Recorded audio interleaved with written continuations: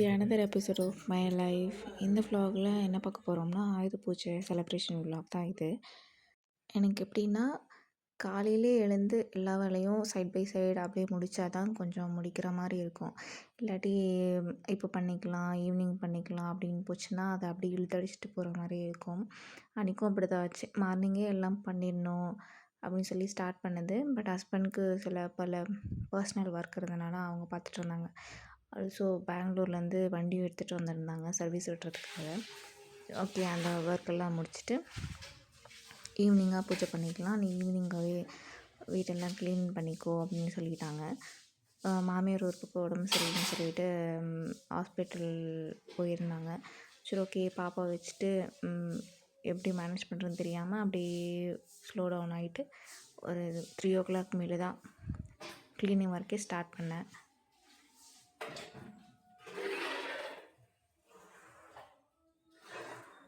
என்னோடய சின்ன மாமியார் வீட்டிலேருந்து ஒரு மணி பிளான்ட்டும் 2 வருஷம், அதாவது மேரேஜ் ஆன புதுசில் வந்து பக்கத்தில் இருக்க ஒரு சிவன் கோயில் போயிருந்தோம். அங்கே வெத்தலை செடின்னு சொல்லிட்டு வச்சுருந்தாங்க.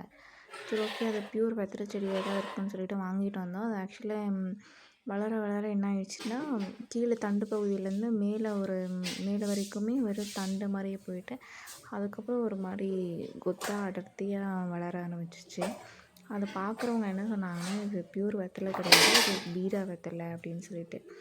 சரி, ஓகே, கோயிலேருந்து வாங்கிட்டு வந்ததாச்சுன்னு சொல்லிட்டு அதை அப்படியே வச்சு அது பாட்டுக்கு அதுதான் வளர்ந்துட்டு இருந்துச்சு. பட் இங்கே நான் என்ன பண்ணேன்னா, அது நிறைய பஞ்ச் ஆஃப் லீவ்ஸ் இருந்துச்சா, நான் என்ன பண்ணேன்னா அதுலேருந்து கொஞ்சம் மட்டும் கட் பண்ணி இதில் வச்சு விட்டேன் பூச்செடியில். பட் அது என்ன ஆயிடுச்சுன்னா ஒரு 2 நாளைக்கு செத்து போயிடுச்சு. வீட்டுக்கு மாப் போடணும்னு சொல்லிட்டு நான் மாப் ஸ்டிக் எடுத்தாலே இன்னும் கண்டுபிடிச்சிருவா. நமக்கு ஜாலி தான், தண்ணியில் விளையாட போகிறோம் அப்படின்னு சொல்லிட்டு. நீங்களே பாருங்களேன் அவள் எப்படி விளையாடிட்டு இருக்கான்ட்டு.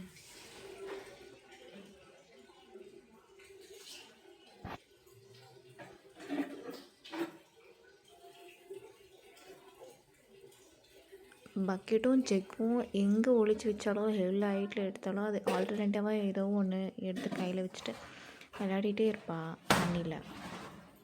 சரி, ஓகே, எப்படி சொன்னாலும் அடங்க மாட்டா. இல்லாட்டி நான் அவள் கையில் இருக்கிறத வாங்கி வச்சுட்டா ஓன்னு அழ ஆரம்பிச்சிருவாள். சரி, நான் என்ன பண்ணுவேன்னா, ஓகே, விளையாடுற வரைக்கும் விளையாடு, ஒர்க்கு பண்ணுற வரைக்கும் என்னை டிஸ்டர்ப் பண்ணாமல் விளையாடிட்டு இருந்தால் சைட் பை சைடு அப்படியே ஹீட்டர் போட்டு அவளை குளிக்க வச்சுருவேன். அதனால் நோ ப்ராப்ளம், பாப்பா விளையாடுற வரைக்கும் விளையாடட்டும் அப்படின்னு சொல்லிட்டு விட்டுடுவேன்.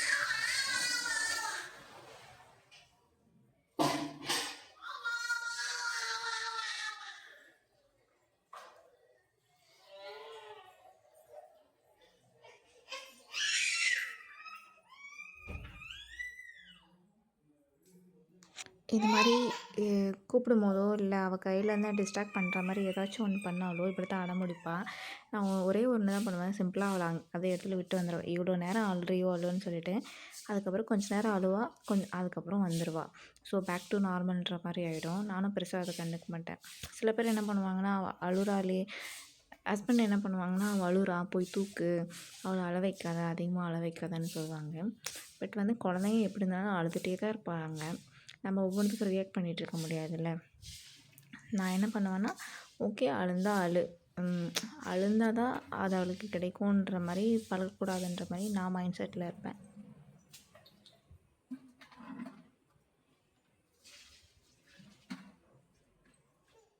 நான் எங்கெல்லாம் என்னென்ன பண்ணுறனோ அதெல்லாம் பண்ணணும்னு கேட்பாள்.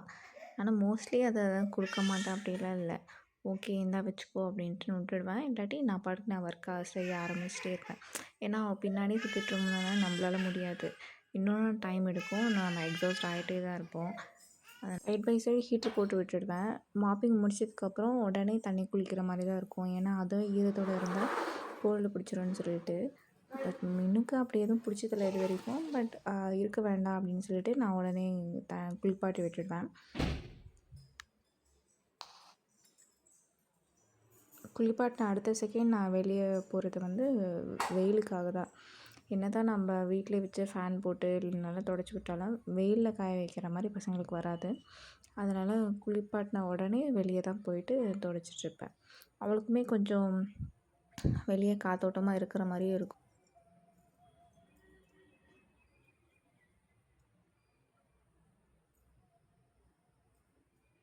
மின்னுக்கு அதிகமாக இந்த ரெண்டட் ஹவுஸ் வந்ததுக்கப்புறம் விளையாடுறதுக்கு ஸ்பேஸே இல்லாத மாதிரி எனக்கும் தோணுது. பர்சனலாக அவளுக்கும் ஃபீல் ஆகுது. வெளியே கூட்டிகிட்டு வந்தாலே ஒரு மாதிரி குஷியாகிடுவா.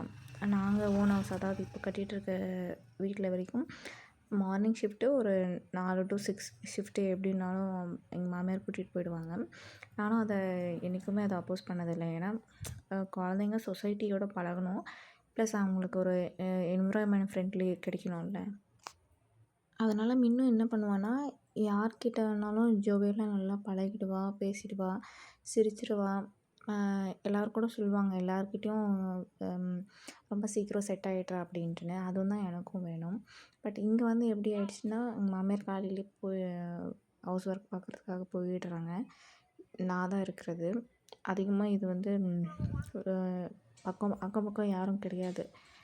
அதனால் வீட்டை விட்டு கொஞ்சம் இந்த மாதிரி ஏதாச்சும் ஒரு டைமில் ஒரு அரை மணி நேரம், 1/4 மணி நேரம் அப்படி வந்து இருக்கிற மாதிரி தான் இருக்குது. மறுபடியும் உடனே உள்ளே வந்துடுவோம். ஏன்னா இப்போதைக்கு இந்த ஏரியா புதுசு இல்லை, ஸோ என்ன ஏதுன்னு தெரியாது.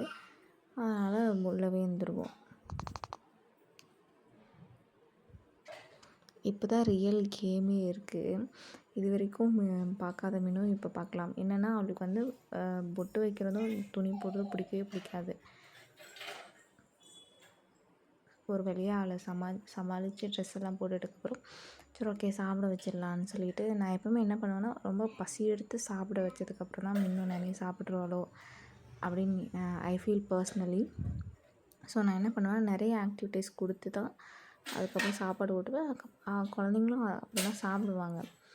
நம்ம அதிகமாக டைம் ஆகிடுச்சோ, இல்லை இந்த டைம் இவ்வளோ நேரம் சாப்பிட்டு இவ்வளோ நேரம் ஆச்சு, 1 மணி நேரம் ஆச்சு, 2 மணி நேரம் ஆச்சு, இன்னும் சாப்பாடு கொடுக்கலையோ அப்படின்றதெல்லாம் நான் அக்ரி பண்ண மாட்டேன்.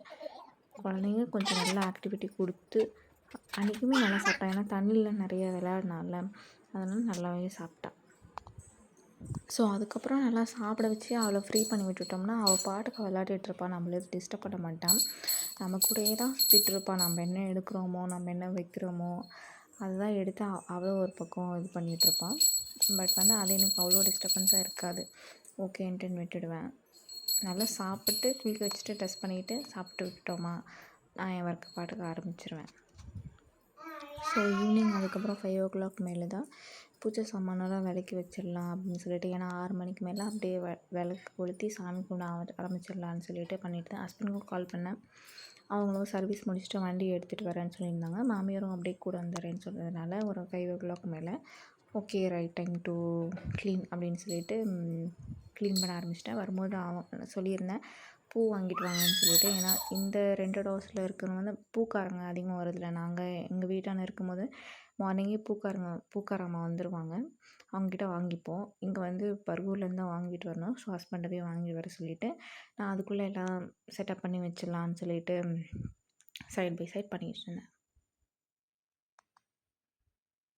இப்போ பாருங்கள், இதை வந்து நோட் பண்ணிகிட்டே இருப்பாள். இது வந்து கரெக்டாக அந்த இடத்துல காலை வைப்பாள். எங்கே உட்காண்ட்ருந்தாலும் சரி குடுக்குறான்னு ஓடி வந்துடுவாள்.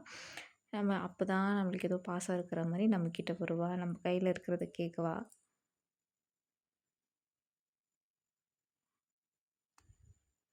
அவளை ஒரு பக்கம் சமாளித்து இது எப்போவுமே ஆசைக்காலுக்கு மஞ்சள் குங்குமம் வச்சா அது அழியாத நாள் இருக்காது. சரி நானும் ஓகே சும்மா அழிஞ்சாச்சும் இருக்கட்டும்னு சொல்லிட்டு வச்சுடுவேன்.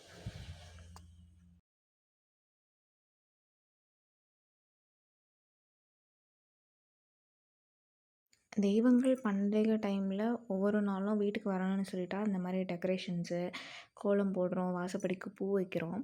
பட் வந்து எந்த வீட்டில் கோலங்களும் இந்த வாசப்படியில் மஞ்சள் குங்குமம் அழியாது இருக்கும், அந்த வீட்டுக்கு வந்து குழந்தைங்க இருக்காது. ஸோ குழந்தைங்க இல்லாத வீட்டுக்கு நம்மளும் போகக்கூடாதுன்னு சொல்லிட்டு தெய்வங்கள் வரமாட்டாங்கன்னு என் பாட்டி சொல்லியிருக்காங்க.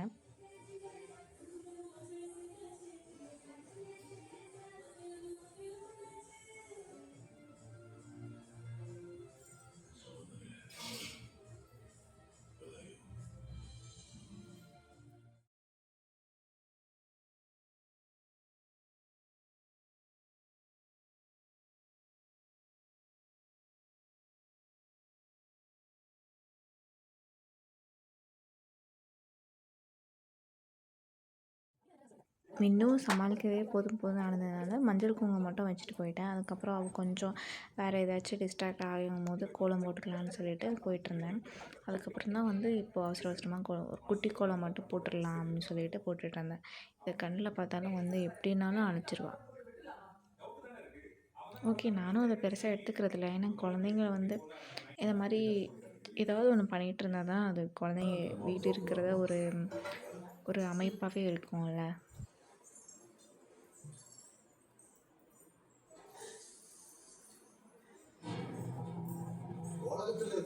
ஸோ கொஞ்சம் லேட்டராக என் ஹஸ்பண்டும் வந்துட்டாங்க. நானும் சைட் பை சைட் கொஞ்சம் ஒர்க்கை முடிச்சிட்டேன். இன்னும் பூ மட்டும் போட வேண்டியது இருக்குது. ஸோ அவங்க வந்து வந்தால் போட்டுக்கலான்னு சொல்லிட்டு விட்டுட்டு போயிட்டேன். ஹஸ்பண்டும் வந்துட்டு வெளியே பைக் எல்லாம் வாஷ் பண்ணிகிட்டு இருந்தாங்க.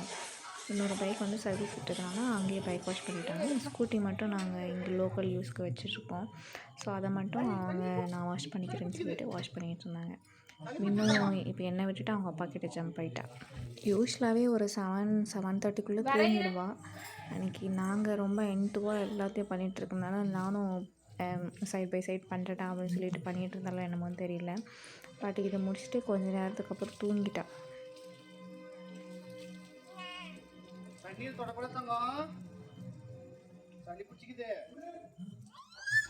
லாஸ்ட் இயர் விஜயதசமியும் ஆயுத பூஜையும் நாங்கள் செலிப்ரேட் பண்ணல. ஏன்னா நான் டெலிவரி ஆகி அப்போ இன்னும் வந்து 3 மாதம் நினைக்கிறேன். அப்போ தான் அம்மா வீட்டில் இருந்ததுனால இங்கே நாங்கள் தீபாவளிக்கு வந்த பின்னாடி தான் வண்டிக்கெல்லாம் பூஜை பண்ணியிருந்தோம். பட் இந்த டைம் வந்து வண்டி ஒரு 2 வாரம் முன்னாடி சம்பவம் பண்ணிடுச்சு. லைட்டாக போய் எங்கேயோ விட்டுட்டு வண்டி ஃபுல்லாக அங்கங்கே கொஞ்சம் கிராக் ஆகிட்டுச்சு. ஸோ ஹஸ்பண்டும் இன்சூரன்ஸ் முடிய போகுது, சர்வீஸ் பண்ணிடலான்னு சொல்லிட்டு எடுத்துகிட்டு வந்திருந்தாங்க. சரி ஓகே, இந்த டைம்லேயே பூஜை பண்ணிடலான்னு சொல்லி தான் பூஜை போட்டிருந்தோம். அது என்ன சொல்லி வச்ச மாதிரி எல்லாம் நடக்குமா என்னன்னு தெரியல. ஆனால் நாங்கள் இந்த 2 வருஷத்தில் கோத்ரூ பண்ணது எப்படின்னா, நாங்கள் ஒரு ஸ்டெப்பை எடுத்து வைப்போம். அது ஒரு நல்ல ஸ்டெப்பாக தான் இருக்கும். அதில் வந்து நாங்கள் என்ன நினைப்போன்னா, எந்த ஒரு இதுவும் நாங்கள் யாருக்கும் கெடுதல் பண்ணி எதுவும் ஒன்றும் பண்ணதில்லை. நாங்களே ஏதாச்சும் ஒன்று தட்டு மாதிரி எதுவும் ஒன்று பண்ணுவோம். ஆனால் அது பண்ணணும்னு சொல்லிட்டு ஒரு 6 மாதத்துக்கு முன்னாடியே பண்ணியிருப்போம். எங்களுக்கே ஒரு பொறுப்புணர்ச்சி வந்து அது பண்ணுவோம். ஆனால் அதில் எப்படியாச்சும் ஒரு பெரிய அடி விழுற மாதிரி தான் ஒவ்வொரு விஷயமும் நடக்கும். ஆனால் அதில் நாங்கள் எல்லாமே ஒரு கெஸ் பண்ணுவோம். இப்படி ஒன்று ஸ்டார்ட்டப் பண்ண போகிறோம், இதில் ஒரு பெரிய அடி விழும் பாரு அப்படின்னு சொல்லிட்டு. பட் அது மாதிரியே நடக்கும். ஹஸ்பண்டுக்கும் அப்படி தான். என்னென்னா பைக்கு இழுத்துட்டு போயிடுச்சு, ஜஸ்ட்டு மிஸ்ஸுன்னு என்னவோ சொல்லியிருந்தாங்க. இது ஒன்றும் புதுசு இல்லை அவங்களுக்கு. ஹோப் கடவுள் வந்து எப்போவுமே ஒரு ப்ளஸ்டாக துணை இருப்பாருன்னு நினைக்கிறோம். எங்கள் வீட்டுக்காரரோட பெரிய விஷயம் தார் கார் இருக்குது இல்லையா, அது வாங்கணும்னு சொல்லிட்டு. ஸோ பார்க்கலாம், அடுத்த இயர் இல்லைன்னா அப்கமிங் இயரில் அது வாங்கலாம்னு. நாங்கள் ஒரு பெரிய ஒரு கார் வாங்கணும்னு ஒரு பிளானில் இருந்தோம்னா அது அந்த கார் தான். அட்லீஸ்ட் ஒரு செகண்ட் ஹேண்ட்லேயாச்சும் அந்த கார் வாங்கியிருக்கணும்னு விஷ் பண்ணியிருக்கோம். பார்க்கலாம் அது எந்த ஆயுத பூஜைக்கே நடக்கும்ன்ட்டுன்னு. ஏன்னா கடவுள் வந்து நமக்குன்னு விதிக்கப்பட்டிருந்தால் அந்த நாளில் கண்டிப்பாக முடிப்பார்ன்ற எங்களுக்கு ஒரு நம்பிக்கை இருக்குது. ஸோ பார்க்கலாம் எந்த ஆயுத பூஜைக்கு அது நிறைவேறும்னு சொல்லிட்டு.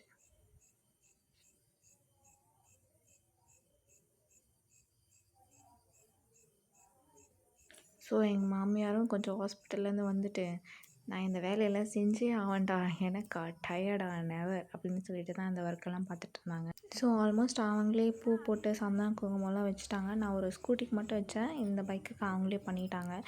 சரி ஓகே, டைம் ஆகுதுன்னு சொல்லிட்டு பூஜை போட்டுடலான்னு சொல்லிட்டு வெளியே வந்து பூஜை தான் பண்ணிகிட்ருந்தோம். அந்த தெருவுலேயும் நாங்கள் மட்டும் தான் அவ்வளோ நேரத்துக்கு பூஜை பண்ணிகிட்ருந்தோம். வேறு யாருமே இல்லை. என் வீட்டுக்காரர் வந்து சிங்கிள் பேரண்ட் அண்ட் சிங்கிளாக வளர்ந்தவங்க. ஸோ அவங்க லைஃப்பில் இது வரைக்கும் எது அச்சீவ் பண்ணியிருக்காங்களோ அதெல்லாம் அவங்க மட்டுமே பண்ணது. எந்த ஒரு பேக்ரவுண்டும் இல்லாமல் இந்த வீடும் சரி, இந்த பைக்கும் சரி, அவங்களோட எஜுகேஷன் எல்லாமே என் அத்தை எங்கள் ஹஸ்பண்ட் தான் பண்ணது. ஸோ இனி அப்கமிங்கும் நான் அதில் ஒரு பங்காக இருக்கிறேன். ஸோ நானும் இது தான் ஆசைப்பட்டது, க்ரோ ரிச் டுகெதர் அப்படின்ற மாதிரி தான் ஆசைப்பட்டு வாழ்க்கைக்குள்ளே வந்தேன். இந்த பாயிண்ட்லேருந்து கொஞ்சம் எல்லாமே மாறும். கடவுளோட அனுகிரகம் வந்து எங்களுக்கும் இருக்கணும் அப்படின்னு சொல்லி நம்புகிறேன். ஏன்னா நிறைய இப்போது சக்ஸஸ்ஃபுல்லாக இருக்கிறவங்களோட லைஃப் எல்லாம் எப்படின்னா, ஒரு காலத்தில் வந்து ஒன்றும் இல்லாமல் தான் ஆரம்பித்தவங்க. அதோட இன்ஸ்பிரேஷன் ஸ்டோரி எல்லாம் கேட்டு தான் சரி ஓகே கடவுள் நமக்கும் ஏதோ ஒன்று பண்ணுவார் அப்படின்னு தான் நம்பிக்கை வாழ்க்கையை தொடங்கியிருக்கும்.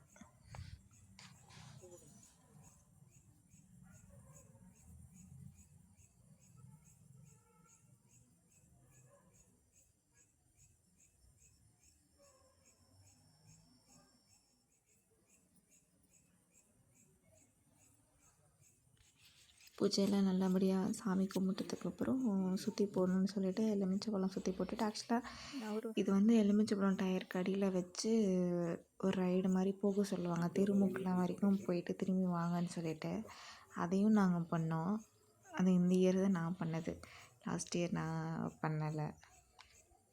அதுவுமே எங்கள் வீட்டுக்காரர் தான் தெரு எண்டு வரையும் போயிட்டு வந்தாங்க. நான் சும்மா எலுமிச்சைப்பழம் மேலே ஏற்றி கீழே மட்டும் இறக்கி ஸ்டாப் பண்ணிட்டேன்.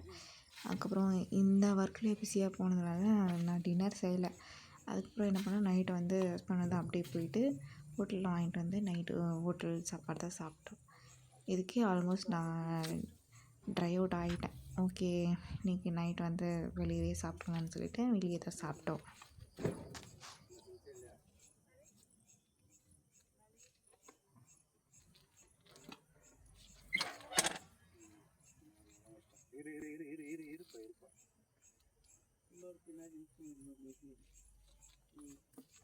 இது ஏற்றிட்டியா ஸ்டார்ட் பண்ணி வந்து மாட்டேன் சரி எப்படி ஒரு போய் வலிச்சா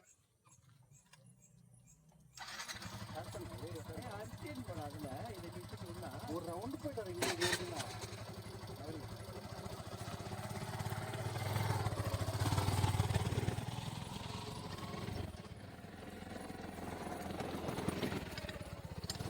இதெல்லாம் பண்ணிகிட்டு இருக்கும்போது பாப்பா உள்ளே தூங்கிட்டு இருந்தா. நாங்களும் அவளை டிஸ்டர்ப் பண்ணலை. ஓகே தூங்கிட்டோம் அப்படின்னு சொல்லிட்டு. ஏன்னா இந்த டைமில் அவள் எழுப்புனா வந்து மறுபடியும் தூங்குறதுக்கு ஆல்மோஸ்ட் 1/2 1 hour ஆகிடும். சரின்னு மட்டும் நாங்களே சாமியெல்லாம் கும்பிட்டு பூஜை முடிச்சாச்சு. வீட்லேயும் போய் சாமி கும்பிட்டுலான்னு சொல்லிட்டு ஹஸ்பண்டோட லேப்டாப் அப்புறம் பாப்பா சும்மா பேருக்கு வந்து பாப்பாவோட ஏபிசியில் லைப்ரரி புக்கு மட்டும் ஒன்று எடுத்து வச்சு சாமி கும்பிட்டுருந்தேன்.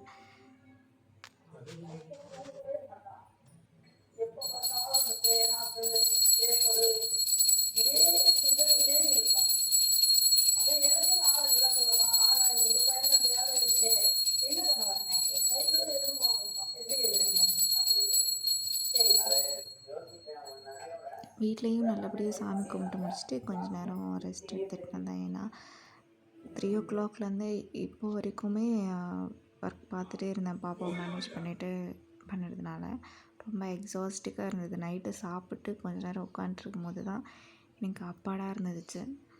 ஸோ இந்த இயர் வந்து விஜயதசமியும் ஆயுத பூஜையும் இந்த வீட்டில் செலிப்ரேட் பண்ணுவோம் அப்படின்ட்டு யோசிச்சு கூட பார்க்கல. ஸோ எல்லாமே காலங்கள் பதில் சொல்லுன்ற மாதிரி தான் போயிட்டுருக்கு. எல்லா அலப்பறையும் தாண்டி பாப்பாவும் தூங்கிட்டு இருந்தா. ஸோ அவளுக்கும் நீர் வச்சுட்டு இந்த விலாகை எண்ட் பண்ணிக்கலாம். Hope you all enjoy this video. அனைவருக்கும் இனிய ஆயுத பூஜை நல்வாழ்த்துக்கள். தேங்க்யூ ஃபார் வாட்சிங்.